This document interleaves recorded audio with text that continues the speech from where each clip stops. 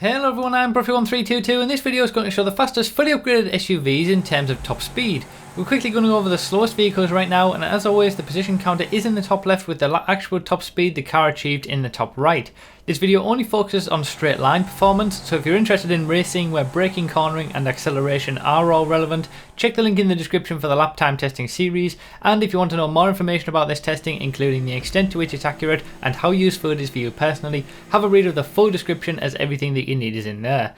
So the SUVs class is actually pretty close from top to bottom in terms of top speed. There's only 14 miles per hour that separate the very bottom of the class to the very top of the class, and the larger differences in lap time that we saw in the lap time testing video yesterday are more to do with traction, cornering ability, things like that, rather than out and out top speed or power, because quite a lot of the SUVs do have a decent amount of engine power in general. It's more their handling that lets them down in terms of overall lap time. So, you know, as we're going through the first few SUVs that we're seeing here, all of them are below 100 miles per hour, and it doesn't really get much better than that. The actual top speeds, when you look at them in comparison to the vast majority of cars in GTA, are actually pretty slow. You know, SUVs really aren't the quickest things in the world, certainly when it comes to top speed or lap time in general as well. And you know, as we're seeing with the old version of the Baller that has exactly 100 mile per hour top speed in 19th place, the Gresley here at 100.8, they are all close together, but the top speeds in general aren't all that high.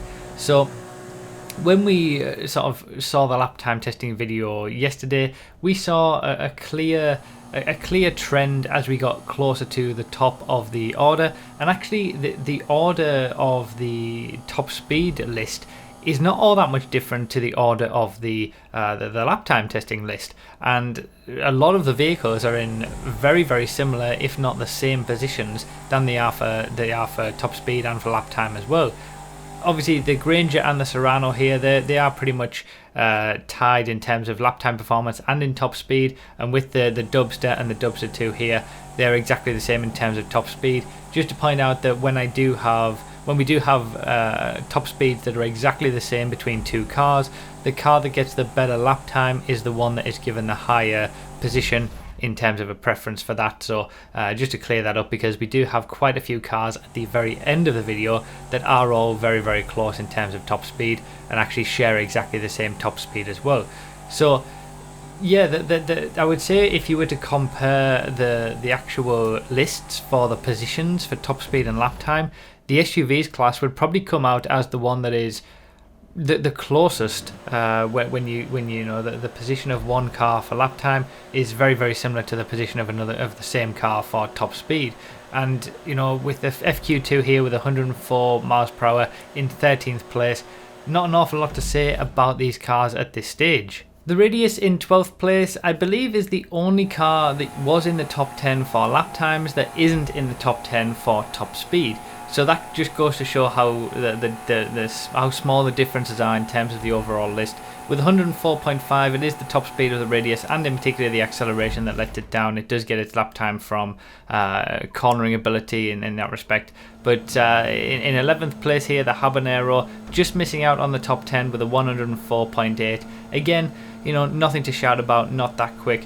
But when we get to the top 10, we are going to see a very similar story to what we saw in yesterday's lap time testing video. First of all, we've got the XLS in 10th place, exactly the same position that it had for the lap times with a 106.0. Again, the XLS is the only vehicle in the game that the armoured version of it is quicker than the regular version, and it is significantly quicker as well, both in lap time and top speed.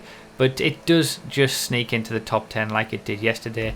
In 9th place, we've got the only vehicle that is in the top 10 for top speed that wasn't in the top 10 for lap time. So this basically is replacing the Radius with a Rakoto with 107.5 miles per hour. Is actually a pretty decent top speed in comparison to the rest of the class, because we're only going to see an increase of 1.5 miles per hour over the next 8 vehicles after the Rakoto. So the top 9 vehicles in the class are separated by only 1.5 miles per hour. 8th place here, we've got the Baller LE LWB armoured version. And again, we're going to have exactly the same story as yesterday, where we're seeing a lot of ballers all in the same place, and a lot of them share exactly the same lap time, same top speed as each other. The Baller LE LWB armored version is the sort of the odd one out in that respect, because it is slightly slower than all of the other ballers, 107.8 in comparison to the 108.3 that the LWB LE Baller regular version, the non-armored version, gets. So that the regular version is half a mile per hour quicker than the armored version of this car. And then we're going to see exactly the same top speed for the next 5 vehicles. First up is the regular Baller in 6th place, again sharing exactly the same top speed of 108.3 miles per hour. And it's interesting how the Ballers have all been programmed. Obviously the regular Baller is kind of right in the middle, and then you've got the LE versions that are a tiny bit quicker, or if not the same, and then the LE LWB versions that are a tiny bit slower. And that's the same thing with the top speeds. Obviously in 5th place here we've got the LE armored version, which is 108.3, again sharing exactly the same top speed. You know, the LE armored version is obviously a little bit slower than the regular LE, but it does share exactly the same top speed as the regular LE LWB version and the regular Baller. Are you confused yet? Yeah, there was too many ballers in the game, that's all you need to know. In 4th place we've got the Huntley S, just missing out on the top 3 that it managed to achieve for the lap times, with 108.3, again exactly the same top speed. And like I say, when it comes to ties, they are separated by how they do in terms of lap time. So because the Huntley S is quicker than all the ballers in terms of lap time, that's why, despite it sharing exactly the same top speed, it is placed slightly higher than them. And the same goes for 3rd place with the XLS Armored, which again shares exactly the same top speed of 108.3. So from 8th place to 3rd place, we've had exactly the same top speeds of 108.3 miles per hour for all of these cars. It's only when we get to the top 2 that we see a small difference in top speed, but like I said, the top few are all very, very close together. So the XLS Armored was in 3rd, and the Baller LE regular version is the one that stands out of all of the Baller variants, with a top speed of 108.8, so a little bit quicker again than all of the other Ballers, about 0.5 of a mile per hour quicker again. Sort of the same 0.5 of a mile per hour difference that we saw from the regular Ballers to the LE LWB armored version. Pretty good top speed to the Baller, but the Contender is ultimately our number 1 vehicle, both in terms of lap time and in terms of top speed. It's not by much, it's only by 0.2 of a mile per hour, quarter of a mile per hour. It's really not an awful lot in comparison to the Baller LE, but because the Contender is so dominant around the track in terms of lap time as well, that's why it is the only vehicle that you need in the class. It's not as if it has a major weakness in terms of top speed, so that you need a different vehicle and it's balanced in that way for top speed races. The Contender is the number 1 in terms of top speed and in terms of lap time as well. So despite it being very, very close and relatively well balanced in terms of top speed for the SUVs class, unfortunately it's the lap times that really do make it a 1 vehicle class, with that vehicle being the Contender.